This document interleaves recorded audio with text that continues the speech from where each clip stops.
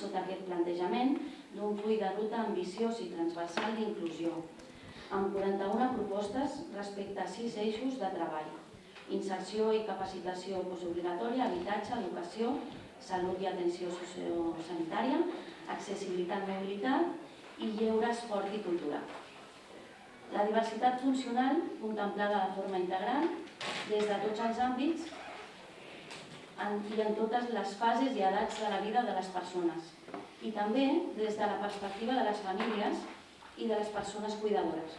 Tota persona en un moment donat de la seva vida,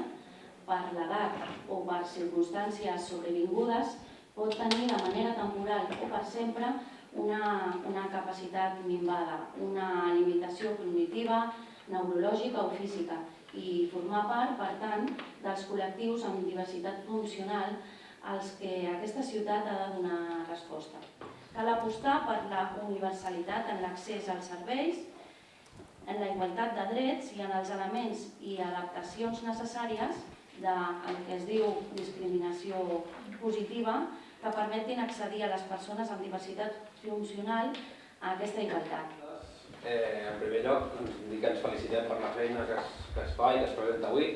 Creiem que això és la culminació d'un treball durant tota la legislatura, un treball que, a diferència d'altres àrees, ha sigut transversal, ha sigut seriós, ha sigut rigorós i que sobretot ha intentat implicar a diferents actors de la ciutat. En aquest sentit, el nostre agraïment i felicitació a la senyora Marta García, en aquest cas, per liderar aquesta àrea i aquesta feina. Aquesta feina que s'ha fet ens permet tindre un terra en què podem arribar a construir i a planificar aquestes polítiques integradores realment, no només per a aquest col·lectiu, sinó per a la ciutat en si. Ens hem sentit partícips d'aquest treball, els espais de participació han estat adequats i han estat oberts i per tant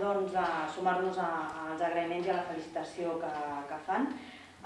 Totes les accions que hi ha són accions necessàries, són accions que a més hi ha un paquet molt important que tenen a veure amb millorar els serveis com molt essencials, molt del dia a dia de l'Ajuntament. Quan totes aquestes accions estiguin desenvolupades i estiguin posades en marxa, estarem en una situació molt òptima com per continuar avançant i poder fer coses amb més perspectiva, amb més globalitat